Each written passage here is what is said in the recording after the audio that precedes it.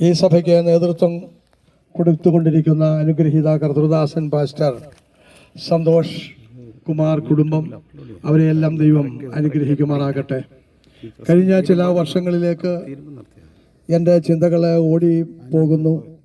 അനേക തവണ ഈ സ്നാനക്കടവിൽ ഈ ഇന്ത്യ മഹാസമുദ്രവുമായി സന്ധിക്കുന്ന ഈ സ്ഥലത്ത് കടന്നു വന്ന് കർത്താവ് നമുക്ക് തന്നതായ ഉപദേശമനുസരിച്ച് അനേകരെ സ്നാനപ്പെടുത്തുവാൻ സ്വർഗസ്ഥനായ ദൈവത്തിന് ഹിതം തോന്നി.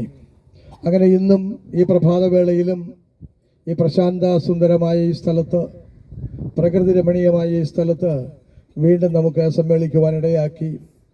ശുശ്രൂഷയ്ക്ക് വേണ്ടി കടന്നു വന്നിരിക്കുന്ന എല്ലാവരെയും കർത്താവായ യേശു ക്രിസ്തു അനുഗ്രഹിക്കുമാറാകട്ടെ. വിശേഷാൽ ഇന്ന് സ്നാനമേൽക്കുവാനായി കടന്നു വന്നിരിക്കുന്ന 3 അനുഗ്രഹിക്കപ്പെട്ട വ്യക്തി ജീവിതങ്ങളുണ്ട്. അവർ ഒരു തീരുമാനത്തിലേക്ക് പ്രവേശിക്കുകയും കർത്താവിൻ്റെ കൽപ്പന അനുസരിക്കുവാൻ അവർ ആഗ്രഹിക്കുകയും ചെയ്താണ് ഇവിടെ കടന്നു വന്നിരിക്കുന്നത്. ഈ ശുശ്രൂഷ ഏറ്റവും മനോഹരമായി നിർവഹിക്കേണ്ടതിന് ദൈവത്തിൻ്റെ ആത്മാവ് ഇവിടെ ചന്തമായി പരിവർത്തിച്ചു കൊണ്ടിരിക്കുന്നു. പ്രാർത്ഥനയോടുകൂടെ നമുക്ക് ആയിരിക്കാം. മനുഷ്യവർഗത്തിൻ്റെ ചരിത്രത്തിലേക്ക് തിരിഞ്ഞു നോക്കിയാൽ യഹോവയായ ദൈവം ഏദൻ തോട്ടത്തിൽ വെച്ച് തൻ്റെ രൂപത്തിലും സാദൃശ്യത്തിലും മനുഷ്യനെയാക്കി. മനുഷ്യനെ സൃഷ്ടിച്ചപ്പോൾ താൻ വളരെയേറെ ആഹ്ലാദവാനായിരുന്നു. കാരണം തൻ്റെ രൂപത്തിലും സാദൃശ്യത്തിലുമാണ് ഈ ലോകത്തിൻ്റെ പ്രതിനിധിയായി ഈ ലോകത്തെ ഭരിക്കേണ്ടതിന് വേണ്ടി, ഈ ലോകത്തിൽ ചരിക്കേണ്ടതിന് വേണ്ടി യഹോവയായ ദൈവത്തിൻ്റെ പ്രതിനിധിയായ ഒരു മനുഷ്യവർഗം ഈ ഭൂമിയിൽ ഉടലെടുക്കുന്ന ആദ്യത്തെ സംഭവം. അങ്ങനെ തേജോമയനായ മനുഷ്യൻ ദൈവത്തെക്കാൾ അല്പം മാത്രം താഴ്ചയുള്ളവനായി സൃഷ്ടിക്കപ്പെട്ടത് സഭാചരിത്രത്തിൽ നിന്ന് നമുക്ക് മനസ്സിലാക്കുവാനായി കഴിയും. എന്നാൽ തൻ്റെ രൂപത്തിലും സാദൃശ്യത്തിലും സൃഷ്ടിക്കപ്പെട്ട മനുഷ്യവർഗം ആദം, ഹൗവ ആദ്യ മനുഷ്യർ അപ്രതീക്ഷിതമായി പാപത്തിൻ്റെ പിടിയിലേക്ക് കടന്നുപോയി. ദൈവത്തിൻ്റെ പരമാധികാരത്തെ ചോദ്യം ചെയ്തുകൊണ്ടിരുന്ന പിശാച് ഒരു നിമിഷം മനുഷ്യരുടെ ഹൃദയത്തിലേക്ക് കടന്ന് കയറ്റം നടത്തുകയും അവരെ തെറ്റായ പ്രവണതയിലേക്ക് നയിക്കുകയും ചെയ്തു. ദൈവത്തിൻ്റെ കൽപ്പന അവരുടെ ചെവിയിൽ മുഴങ്ങിക്കൊണ്ടിരുന്ന വേളയിൽ തന്നെ അവരുടെ ഉള്ളതിലേക്ക് തിന്മ കടന്നു വന്നു. അങ്ങനെ ദൈവം ചെയ്യരുത് എന്ന് പറഞ്ഞതായ പ്രവൃത്തി ചെയ്യുവാനും അവർ ദൈവത്തിൽ നിന്ന് അകന്നു പോകുവാനും ഇടയായി. ആദ്യമ മനുഷ്യരിലേക്ക് നിങ്ങൾ നോക്കുക. ഏദൻ തോട്ടത്തിൻ്റെ ഒരു കോണില് എല്ലാ ദിവസവും യഹോവയായ ദൈവം ഇറങ്ങി വരും, മനുഷ്യനുമായി സംവാദിക്കും, മനുഷ്യനുമായി സംസാരിക്കും. ആദമിനെയും ഹൗവയെയും ചേർത്ത് നിർത്തിക്കൊണ്ട് ആ തോട്ടത്തിൽ ഉലാവുന്നതായ ഒരു സന്ദർഭം നിങ്ങൾ ഓർക്കുക. മനുഷ്യനെ സൃഷ്ടിച്ചത് യഹോവയായ ദൈവവുമായി ഒന്നിച്ചു ചേരുവാനും ദൈവത്തിൻ്റെ മഹത്വത്തിലും ദൈവത്തിൻ്റെ തീവ്രമായ പ്രതിഭയിലും ആ പ്രകാശ ധോരണിയിലും നിൽക്കുവാനാണ്.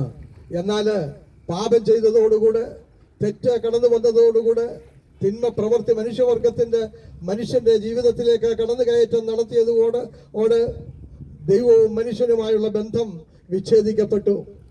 കുറച്ചു കഴിഞ്ഞപ്പോഴേക്കും ആദം ദൈവത്തിൽ നിന്നും അകന്നുപോയ ഒരു മനുഷ്യനായി മാറി. യഹോവയായ ദൈവം പതിവ് പോലെ ഏദൻ തോട്ടത്തിൽ മനുഷ്യനെ അന്വേഷിച്ച് ഇറങ്ങി വരുന്നു. എന്നാൽ ആ മനുഷ്യനെ കാണുവാനായി കഴിഞ്ഞില്ല.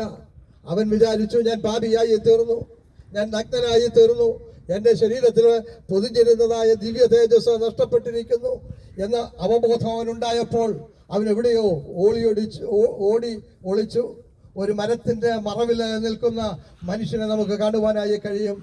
ഏദൻ തോട്ടത്തിൽ നിന്നുകൊണ്ട് യഹോവയായ ദൈവം ആദമിനെ വിളിക്കുന്നു, ഹൗവയെ വിളിക്കുന്നു. അവരുടെ സാന്നിധ്യം അവിടെ എങ്ങുമില്ല. മനുഷ്യ നീ എവിടെയാണ്? മനുഷ്യ നീ എവിടെയാണ്? ഇതുവരെയും നീ എന്നോടൊപ്പം ഉണ്ടായിരുന്നു, എന്നാൽ ഇന്ന് നിനക്ക് എന്ത് സംഭവിച്ചു എന്ന് ചോദിച്ചുകൊണ്ട് തെറ്റിപ്പോയ മനുഷ്യവർഗത്തെ അന്വേഷിച്ചു പോകുന്നതായ ഒരു ദൈവത്തെ നമുക്ക് അവിടെ കാണുവാനായി കഴിയും. ഇന്ന് പകലിലെ ഈ പ്രഭാതവേളയിൽ ഞാൻ നിങ്ങളോട് പറയട്ടെ, യഹോവയായ ദൈവം മനുഷ്യനെ സൃഷ്ടിച്ചു. മനുഷ്യൻ ദൈവത്തിൽ നിന്ന് അകന്നുപോയ മനുഷ്യനെ വെറുതെ വിടുവാൻ, അവന്റെ തോന്നിവാസത്തിന് വിടുവാൻ ദൈവത്തിന് ആഗ്രഹമില്ല. പിന്നെയോ നാം കാണുന്നത് ആ തെറ്റിപ്പോയ മനുഷ്യനെ ചേർക്കേണ്ടതിന് വേണ്ടി അന്വേഷിച്ച് ചെല്ലുന്നതായ ഒരു ദൈവം. അത് എന്നെയും നിങ്ങളെയും അന്വേഷിക്കുന്നതായ ഒരു ദൈവമുണ്ട് എന്ന കാര്യം മറന്നു പോകരുത്. ഈ ലോകത്തില് അനേകം മതങ്ങളുണ്ട്, മതവിശ്വാസങ്ങളുണ്ട്. ആ വിശ്വാസങ്ങളെല്ലാം പഠിപ്പിക്കുന്നത് പാപം ചെയ്യുന്നവരെ നിഗ്രഹിക്കുക, ദുഷ്ടനെ സംഹരിക്കുക, ദുഷ്ടനെ ഇല്ലായ്മ ചെയ്യുക. എന്നാൽ നാം പഠിക്കുന്ന വേദപുസ്തകത്തില് അജയ്യനായി നിൽക്കുന്ന, തലയുയർത്തി നിൽക്കുന്ന ഒരു ദൈവമുണ്ട്.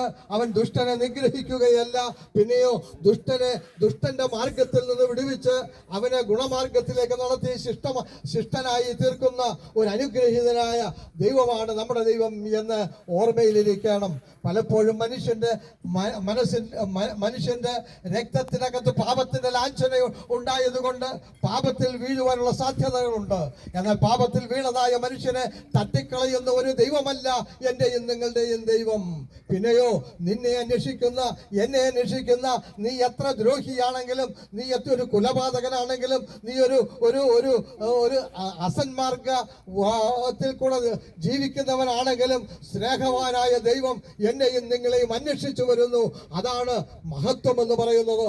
ഞാൻ വിശ്വസിക്കുന്ന ദൈവത്തിന്റെ മഹത്വം എന്ന് പറയുന്നത് ശിഷ്ടനെ മാത്രം സ്നേഹിക്കുന്ന ഒരു ദൈവമല്ല. ദുഷ്ടനായി തീർന്നാലും തിന്മ ചെയ്താലും ആ തിന്മയിൽ നിന്ന് പിടിച്ചു കയറ്റി നന്മയുടെ മാർഗത്തിലേക്ക് നയിക്കുന്ന ഒരു ദൈവത്തെ, ഒരു യഹോവയായ ദൈവത്തെയാണ് ഞാനും നിങ്ങളും ആരാധിക്കുന്നത്. അതിനായി ഞാൻ എൻ്റെ ദൈവത്തിന് സ്തോത്രം ചെയ്യുന്നു. പ്രിയ ദൈവമക്കളെ, നിങ്ങൾക്കും എനിക്കും നന്നായിട്ട് അറിയാം, ഈ ദൈവം അന്വേഷിച്ച് നടക്കുന്നതായ ദൈവമാണ്. അവൻ ഈ ഭൂമിയിലേക്ക് കടന്നു വന്നു. പുതിയ നിയമത്തില് ഫിലിപ്പ്യ ലേഖനത്തിൽ എഴുതിയിട്ടുണ്ട്, യഹോവയായ ദൈവത്തിന്റെ സമത്വം, ആ ഇക്വാളിറ്റി പിന്തുടരുവാൻ ആഗ്രഹമില്ലാതെ ഈ യേശു തമ്പുരാൻ ഈ താണഭൂമിയിലേക്ക് മനുഷ്യനായി പിറന്നു വന്നു. ഈ തെറ്റ് ചെയ്ത, പാപം ചെയ്ത മനുഷ്യനെ ദൈവത്തിലേക്ക് നിരപ്പിക്കുക എന്നുള്ള ഒരു വലിയ ദൗത്യവും എടുത്തുകൊണ്ട് തൃത്വത്തിൽ രണ്ടാമനായ പുത്രൻ തമ്പുരാൻ ഈ താണഭൂമിയിലേക്ക് അവതരിച്ചു. ബേത്ലഹേമിൽ ജനിച്ചു വീണതായ കർത്താവ് എന്റെ മിഷൻ എന്താണെന്നറിയാമോ? തെറ്റ് ചെയ്തതായ എന്നെയും നിങ്ങളെയും പിതാവായ ദൈവത്തിലേക്ക് നിരപ്പിക്കുക എന്നുള്ള ദൗത്യമാണ്. അങ്ങനെ പിതാവിലേക്ക് നിരപ്പിക്കേണ്ടതിന് വേണ്ടി അത് സ്വർഗസ്ഥനായ നമ്മുടെ കർത്താവ്, ആ പുത്രൻ തമ്പുരാൻ ഈ ലോകത്തിലേക്ക് ഇറങ്ങി വന്നു. ആ ഇറങ്ങി വന്നത് മാത്രമല്ല, പാപിയായ മനുഷ്യന് വേണ്ടി തന്റെ ജീവനെ ഏൽപ്പിച്ചു കൊടുക്കുവാൻ താൻ തയ്യാറായി തീർന്നു. ഞാൻ ചോദിക്കട്ടെ, ആരെങ്കിലും പാപികൾക്ക് വേണ്ടി സ്വന്തം ജീവൻ കൊടുക്കുവാൻ ഏതെങ്കിലും ഇവിടുത്തെ നേതാക്കന്മാർ താല്പര്യമായിട്ട് മുന്നോട്ട് വരുമോ? ഇല്ല. അവരെല്ലാം പറയുന്നത് ഞങ്ങൾക്ക് നീതിമാനെ മതി, ഞങ്ങൾക്ക് ഗുണമുള്ളവനെ മതി, ഞങ്ങൾക്ക് ഞങ്ങളുടെ പക്ഷത്ത് നിൽക്കുന്നവനെ മതി എന്ന് പറഞ്ഞുകൊണ്ട് ബാക്കിയുള്ള ആളുകളെ മുഴുവൻ തിരസ്കരിക്കുമ്പോൾ, ഞാനും നിങ്ങൾ സ്നേഹിക്കുന്ന, സേവിക്കുന്ന യഹോവയായ ദൈവം അല്ലെങ്കിൽ യേശു തമ്പുരാൻ പറയുകയാണ്, നീ പാപിയാണെങ്കിലും, നീ കൊടും പാപിയാണെങ്കിലും നിന്നെ ഞാൻ സ്നേഹിക്കുന്നു. അത് സ്നേഹം നിറഞ്ഞ സ്നേഹത്തിന്റെ ആ പൂർത്തീകരണം കാണുന്നത് കർത്താവായ യേശു ക്രിസ്തുവിലാണ്. എന്നെയും നിങ്ങളെയും പാപത്തോടുകൂടെ തന്നെ സ്നേഹിക്കുകയും ആ പാപത്തിൽ നിന്ന് പറിച്ചു മാറ്റിക്കൊണ്ട് ഒരു പുതിയ ജീവിതം തരുവാനായി കർത്താവ് ആഗ്രഹിക്കുന്നു.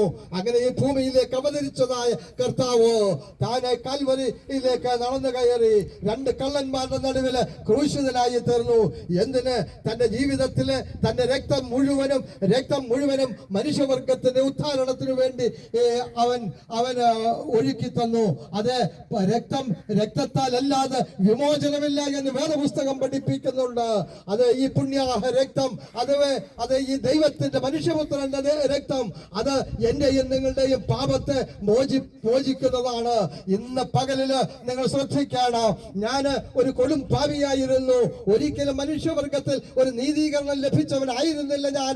എനിക്ക് വിശുദ്ധിയെ കുറിച്ച് പറയുവാനായി, പുകഴുവാനായി എനിക്കൊന്നുമില്ല. എന്റെ ജീവിതത്തിൽ ഞാനൊരു വിശുദ്ധനാണ് എന്ന് പറയുവാൻ, അത് ശക്തമായി പറയുവാൻ എന്റെ പക്ഷത്തൊന്നുമില്ല. ഞാൻ പാപിയാണ്, ദോഷിയാണ്, ദൈവത്തിന്റെ അടുത്തേക്ക് കടന്നു വരുവാൻ യോഗ്യതയില്ലാത്തവനാണ്. എന്നാൽ യേശു പറയുകയാണ്, ഈ യോഗ്യതയില്ലാത്ത നിന്നെ യോഗ്യവാനായി തീർക്കുവാനാണ് ഈ ഭൂമിയിലേക്ക് ഞാൻ വന്നത് എന്ന്. അങ്ങനെ കാൽവരി രക്തം എന്നെ ശുദ്ധീകരിച്ചു, എന്റെ പാപത്തെ കഴുകിക്കളഞ്ഞു. ഞാൻ പറയട്ടെ, എന്റെ മുമ്പിൽ നിൽക്കുന്ന വിശ്വാസ സമൂഹം, നിങ്ങൾക്ക് വിളിച്ചു പറയുവാൻ കഴിയും, ഒരു കാലത്ത് ഞങ്ങൾ പാപികളായിരുന്നു, എന്നാൽ യേശുവിന്റെ പുണ്യാഹ രക്തം എന്റെ തലമേൽ, എന്റെ ശരീരത്തിന്മേൽ തളിച്ചതുകൊണ്ട് എന്റെ പാപം മുഴുവനും മാറിക്കിട്ടി. ഇന്ന് ഞാൻ പാപിയല്ല, ഞാൻ ഇന്ന് ആരാണ്? ഞാൻ വിശുദ്ധനാണ്. ദൈവസന്നിധിയിൽ വളരെ ചങ്കൂറ്റത്തോടുകൂടെ പറയുവാൻ കഴിയും, ഞാൻ വിശുദ്ധനാണ്. അങ്ങനെ വിശുദ്ധ ജീവിതം നയിക്കുന്നവർക്ക് ദൈവം ഒരു കർമ്മം കൂടെ ഏൽപ്പിച്ചു കൊടുത്തിട്ടുണ്ട്. ആ കർമ്മമാണ് സ്നാനം എന്ന് പറയുന്നത്.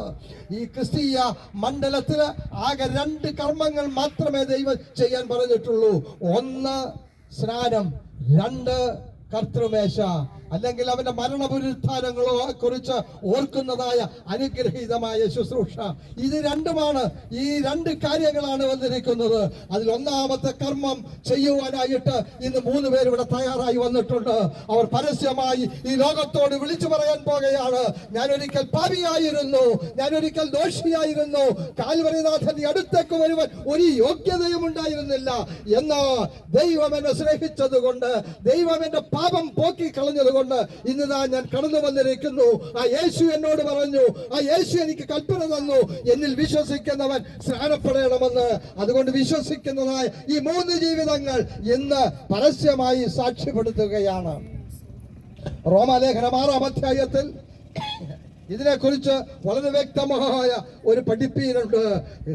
ഈ വെള്ളത്തിനകത്തേക്ക് ഇറങ്ങിപ്പോകുമ്പോൾ യേശുവിന്റെ ക്രൂശീകരണത്തോട് നാം താതാത്മ്യം പ്രാപിക്കുകയാണ്. വെള്ളത്തിൽ നിന്ന് പോകുമ്പോൾ ഒരു പുതിയ പുരുഷനായി, ഒരു പുതിയ വ്യക്തിയായിട്ട് വെള്ളത്തിന് വെളിയിലേക്ക് കടന്നു വരുന്നു. അങ്ങനെ സ്നാനപ്പെട്ട് യേശുവിനോട് ചേരുന്നു. ഈ അനുഗ്രഹീതമായ ശുശ്രൂഷയാണ് ഇവിടെ നടക്കാൻ പോകുന്നത്. ഇന്ന് പകലിൽ ഞാൻ നിങ്ങൾക്ക് ഇതിനെക്കുറിച്ച് വ്യക്തമായി അധികമൊന്നും സംസാരിക്കേണ്ട കാര്യമില്ല എന്നെനിക്കറിയാം. കാരണം ദൈവവചനം നന്നായി പഠിച്ചിട്ടുള്ളവരാണ്. ഇന്ന് ഈ സ്നാനക്കടവിലേക്ക് ഇറങ്ങുന്ന നിങ്ങൾ എന്ത് സംഭവിക്കുന്നു? നിന്റെ പഴയ മനുഷ്യനെ ഇവിടെ കുഴിച്ചിടുന്നു. ആ കുഴിച്ചിട്ടിട്ട് നീ ഈ വെള്ളത്തിൽ നിന്ന് ഉയർത്തെഴുന്നേൽക്കുകയാണ്. ഉയർത്തെഴുന്നേൽക്കുമ്പോൾ എന്ത് സംഭവിക്കുന്നു? ഒരു പുതിയ മനുഷ്യൻ. സഹോദര സഹോദരി, ഇന്ന് നിങ്ങളോട് ഞാൻ പറയട്ടെ, ഈ സ്നാനപ്പെടുന്നതിന് മുമ്പേയുള്ള സ്വഭാവം ഇനിയും നിങ്ങൾക്കുണ്ടാകാൻ പാടില്ല. കഴിഞ്ഞ ദിവസങ്ങളിൽ, കഴിഞ്ഞ നാളുകളിൽ ഏതെങ്കിലും പാപപ്രവൃത്തി ചെയ്തിട്ടുണ്ട് എങ്കിൽ അത് ക്ഷമിച്ചുകൊണ്ട് ആ പാപത്തിന്റെ പഴയ മനുഷ്യനെ നമ്മളിവിടെ കുഴിച്ചിടുകയാണ്. കുഴിച്ചിട്ട് കഴിഞ്ഞാൽ പിന്നീട് ഉയർത്തെഴുന്നേൽക്കുന്ന ഒരു അനുഭവമുണ്ട്. അതൊരു പുതു മനുഷ്യനായിട്ടായിരിക്കും, അത് യേശുവിനെ പോലെ ആയിരിക്കും. ഞാനും നിങ്ങളും ആരായി മാറാൻ പോകുകയാണെന്നറിയാമോ? യേശുവിനെ പോലെയാകാൻ പോകുകയാണ്. ഹല്ലേലൂയ. യേശുവിനെ പോലെയാകുന്നെങ്കിൽ യേശുവിനെ പോലെ സ്നേഹമുള്ള ഒരു മനസ്സുണ്ടാകണം. യേശുവിനെ പോലെ പാപമില്ലാത്ത ഒരു ജീവിതം ഉണ്ടാകണം. യേശുവിനെ പോലെ പിതാവും സ്വർഗസ്ഥനായ ദൈവവുമായിട്ട് ഒരു ബന്ധം സ്ഥാപിക്കുന്നവനാകണം. ഇന്ന് ഞാൻ നിങ്ങളോട് ഉപദേശിക്കട്ടെ, നിങ്ങൾ ഇനിമേൽ കഴിഞ്ഞ നാളുകളിലെ പ്രവർത്തികൾ ചെയ്യാൻ പോകുമ്പോൾ, മക്കളെ അത് ചെയ്യരുത്, അത് ചെയ്യരുത് എന്ന് നിന്റെ മനസ്സിനകത്ത് ആത്മാവ് നിങ്ങളെ ബോധ്യപ്പെടുത്തിക്കൊണ്ടിരിക്കും. അതുകൊണ്ട് ഒരിക്കലും ഇനി പാപത്തിന്റെ പഴയ വഴിയിലേക്ക് നടന്നു പോകുവാൻ നിങ്ങൾക്ക് അവകാശമില്ല. അത് ചെയ്യരുത്. അത് ചെയ്താൽ ദൈവത്തിന്റെ നിത്യകോപത്തിന് പാത്രീഭൂതരായി തീരും. അതുകൊണ്ട് ഈ തീരുമാനമെടുക്കണം. ഇനിമേലാൽ ഞാൻ പഴയ ജീവിത ശൈലിയിലേക്ക് പോകത്തില്ല. പഴയ രീതിയിൽ എന്തെങ്കിലും പാപപ്രവൃത്തി ചെയ്തിട്ടുണ്ടെങ്കിൽ ഇനി ഞാൻ അതിലേക്ക് തിരിയത്തില്ല. ഞാനൊരു പുതിയ മനുഷ്യനായി വരുന്നു. ആ ഒരു തീരുമാനത്തോടു കൂടെ വേണം നാം ഈ ശുശ്രൂഷയിലേക്ക് പ്രവേശിക്കുവാൻ. വേദപുസ്തകത്തിൽ നിന്ന് 1-2 ഭാഗങ്ങൾ പരസ്യമായി വായിച്ചിട്ട് ഈ ശുശ്രൂഷയിലേക്ക് പ്രവേശിക്കുവാൻ പോകുകയാണ്. മത്തായി സുവിശേഷം 3-ാം അധ്യായം 13 മുതലുള്ള വാക്യങ്ങൾ നമുക്ക് വായിക്കാം. നമ്മുടെ വാഴ്ത്തപ്പെട്ട കർത്താവായ യേശു ക്രിസ്തു സ്നാനമേറ്റതിനെ കുറിച്ച് അവിടെ വിവരിച്ചിട്ടുണ്ട്. സ്നാപകനായ യോഹന്നാൻ യോർദാൻ കടലിന്റെ തീരത്ത് സ്നാന ശുശ്രൂഷ നടന്നപ്പോൾ തൃത്വത്തിൽ 2ാമനായ പുത്രൻ തമ്പുരാൻ യോഹന്നാൻ സ്നാപകന്റെ അടുത്തേക്ക് കടന്നു വന്നു. ഞാനും നിന്റെ കൈക്കീഴിൽ സ്നാനപ്പെടാൻ പോകുകയാണ് എന്ന് പറഞ്ഞു. ഉടനെ യോഹന്നാൻ സ്നാപകൻ പറയുന്നില്ല, നീ സ്നാനപ്പെടേണ്ട ആവശ്യമില്ല, നീ പാപരഹിതനാണ്, നിന്നാൽ ഞാനാണ് സ്നാനപ്പെടേണ്ടത്. ഉടനെ യേശു പറഞ്ഞില്ല, യോഹന്നാനെ ഇപ്പോൾ സമ്മതിക്ക, അങ്ങനെ സർവ്വനീതിയും നിറവേർത്തിയാകട്ടെ.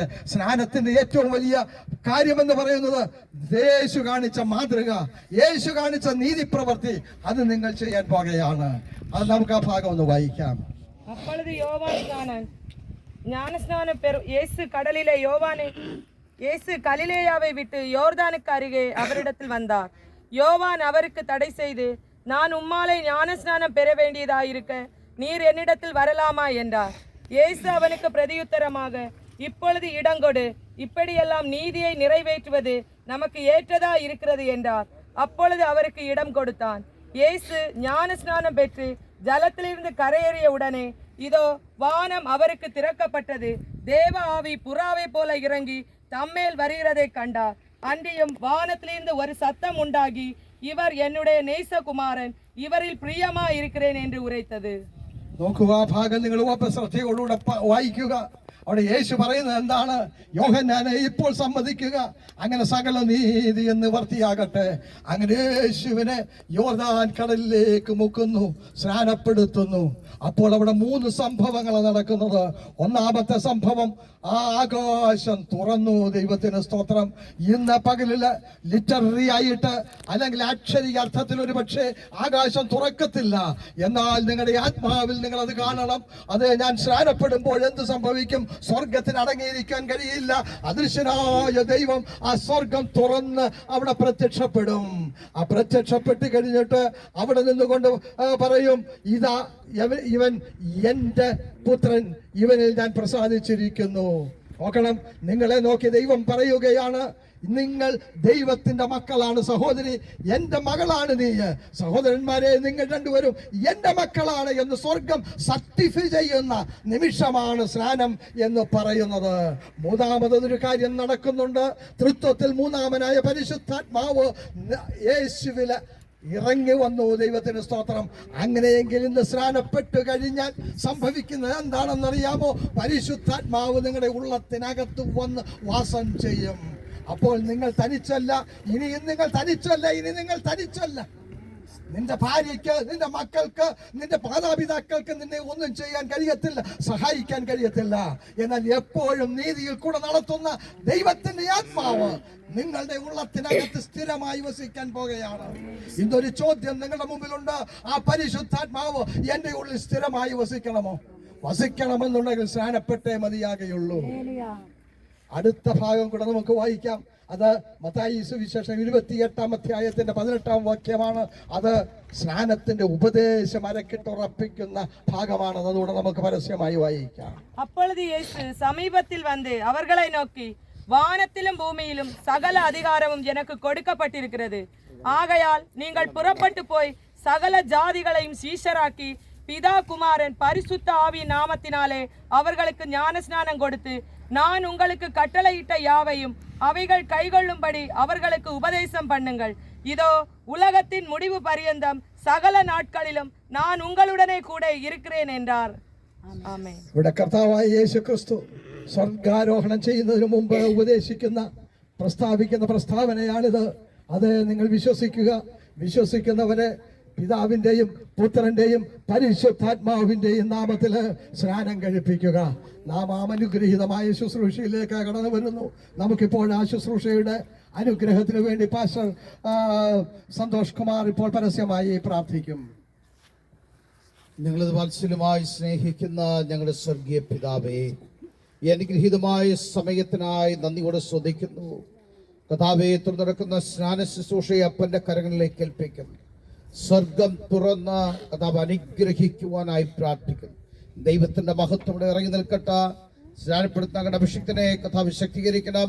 സ്നാനാർത്ഥികളായി കടന്നു വന്നിരിക്കുന്നവരെയും കർത്താവ് ശക്തീകരിക്കണം, ബലപ്പെടുത്തുവാനായി പ്രാർത്ഥിക്കുന്നു. പരിശുദ്ധാത്മാവിന്റെ വലിയ നിയോഗം ഇതിനകത്ത് ഇവിടെ നിറഞ്ഞു നിൽക്കുന്നതിനായി സ്തോത്രം. സ്വർഗീയ വിടുതൽ വ്യാപരിക്കട്ടെ യേശുവിന്റെ നാമത്തിൽ തന്നെ.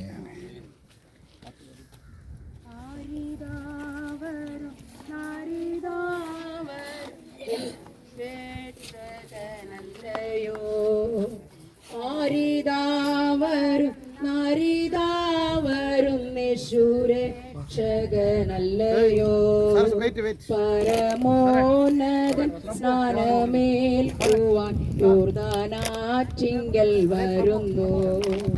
പരമോന്നതൻ സ്നാനമേൽക്കുവാൻ യോർദാനാറ്റിങ്കൽ വരുന്നു.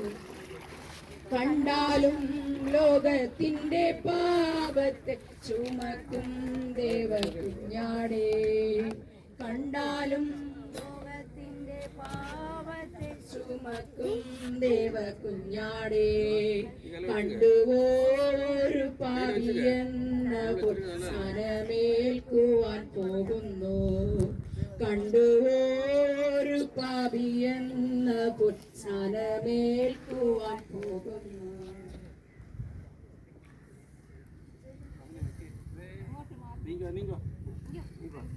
ഇല്ലില്ല നിന്നാൽ സ്നാനമേൽക്കുവാനുണ്ട് എനിക്ക്. നമുക്ക് നമ്മുടെ കണ്ണുകളെ അടയ്ക്കാം, പ്രാർത്ഥിക്കാം. സ്നേഹസമ്പന്നനായ ഞങ്ങളുടെ ദൈവമേ, സ്വർഗീയ പിതാവേ, ഈ അനുഗ്രഹീതമായ ദിവസത്തിനായി സ്തോത്രം ചെയ്യുന്നു. അങ്ങയുടെ കൽപ്പന അനുസരിപ്പാൻ 3 ദൈവികൾ ഇന്ന് ഈ സ്നാനക്കളവിലേക്ക് കടന്നു വന്നിരിക്കുന്നു. അവരുടെ ഉള്ളത്തിലെ ആഗ്രഹം അങ്ങ് സാധിപ്പിച്ചു കൊടുക്കാൻ പോകുന്നതിനായി ഈ സ്തോത്രം ചെയ്യുന്നു. അവരെ അധികമായി അനുഗ്രഹിക്കുമാറാക്കണമേ. സ്വർഗീയ നിറവിനാൽ നിറയ്ക്കണമേ.